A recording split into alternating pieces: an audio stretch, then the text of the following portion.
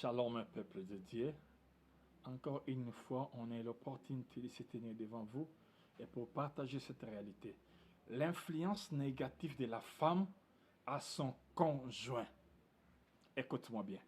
L'influence, c'est le pouvoir, la capacité de convaincre son interlocuteur ou son interlocutrice. L'influence, c'est le pouvoir de convaincre l'autre. La femme a une influence innée. Donc, c'est-à-dire, la femme est une influenceuse innée. Elle a cette capacité d'influencer l'homme. Par sa parole. Lorsqu'elle parle, elle a ce pouvoir de te convaincre. 2, par ses actes. Les actes qu'elle va commettre. Et tu seras convaincu de faire ce qu'elle va te dire de faire. Parce qu'elle a ce pouvoir. Et 3, par son savoir-faire. Elle fait des choses tellement bien. Elle sait faire des choses. Elle a cette facilité de te convaincre. 4, par sa beauté extérieure. Elle est tellement belle. Elle s'habille tellement bien. Elle se maquille tellement bien. Elle a cette capacité de te convaincre par sa beauté. 5, elle est trop charmante. Par sa charme, la femme a cette capacité d'influencer ta vie à cause de sa charme. Elle est trop charmante. C'est difficile de résister à ce charme. Écoute-moi très bien. La femme a 70% de chances de convaincre son mari. Je dis bien, je le répète. La femme a 70% de chances de convaincre son mari. Écoute. Comme Dieu utilise nos talents, et comme Dieu, c'est les capacités qu'il a déposées en nous, de même l'ennemi, le diable, et c'est les capacités que la femme a, que les capacités, l'influence que la femme a auprès de l'homme. Et il en profite, et pour en utiliser, et pour convaincre la femme. Et pour séduire la femme, afin que la femme de son tour puisse convaincre l'homme. Le diable a utilisé la femme à cause de ce pouvoir, de cette influence innée qui réside en elle. Et c'est ça qui a poussé le diable à utiliser la femme avec toute facilité. La femme est la cible numéro 1 du diable. Et pour influencer l'homme et l'humanité. L'homme n'est pas la première cible, non. C'est la femme qui est première cible du Satan. Et pour convaincre, pour détruire l'humanité et l'homme, la femme, le diable s'est servi de la femme. 1. Au jardin d'Éden. Genèse chapitre 3, versets 6 à 7. Le diable a utilisé la femme pour influencer l'homme à la désobéissance. Et l'homme, influencé par sa femme, a mangé le fruit de l'arbre et dont Dieu avait interdit. Et aujourd'hui, nous vivons les conséquences à cause de l'influence négative de la femme. 2. Sarah à Abraham.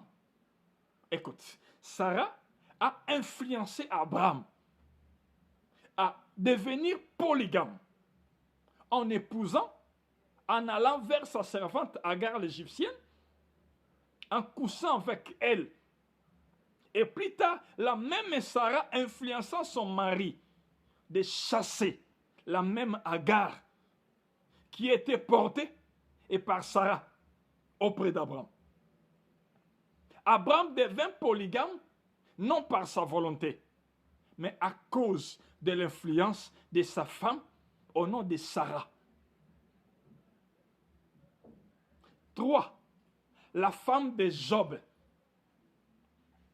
Pendant ces épreuves de la vie, La femme de Job dira à Job, Job chapitre 2, verset 9 à 10.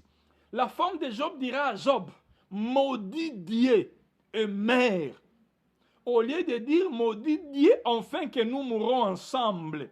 Mais il dira à son mari de maudire Dieu et que son mari meure seul. Voilà la femme, les femmes, comment sont capables de faire. 4. Delilah envers Samson. Une influenceuse Delilah. Elle a tenté son mari à plusieurs reprises. Le mari n'a pas livré ses secrets.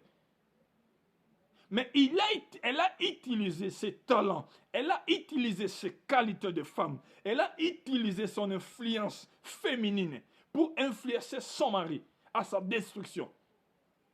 Et à la fin, nous connaissons l'histoire. Et nous connaissons la fin de Samson. Samson mourit et Dalila reste en vie.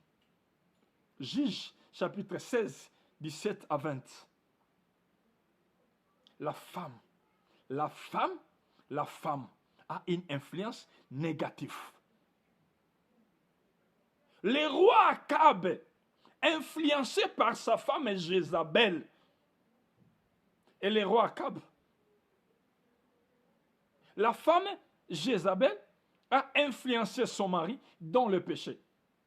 Et l'influenceuse de Jézabel précipita la mort de Naboth pour récupérer la plantation de Naboth.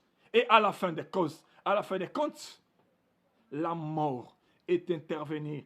La mort devenue l'héritage de cette famille à cause de Jézabel.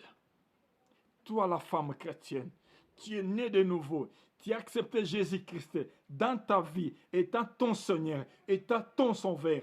N'influence pas ton mari dans le mal. N'influence pas ton mari dans le péché. N'influence pas ton mari. N'utilise pas ta beauté. N'utilise pas tes charmes. N'utilise pas tes paroles. N'utilise pas ce que Dieu a mis en toi.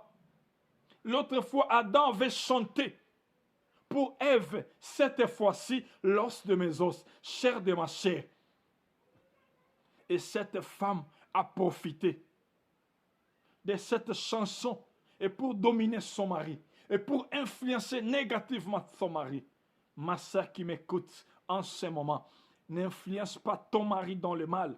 Ma soeur qui m'écoute en ce moment, n'influence pas ton mari dans le péché, dans la polygamie, dans l'idolâtrie. Vous savez, le roi Salomon a été influencé par plusieurs femmes à l'idolâtrie. Lui qui avait commencé bien avec son Dieu, mais il a terminé la fin tragique. Pourquoi? Parce qu'elle avait écouté les voix de ces femmes. Femmes chrétiennes, influence ton mari dans le bon. Influence tes enfants dans la voie du Seigneur.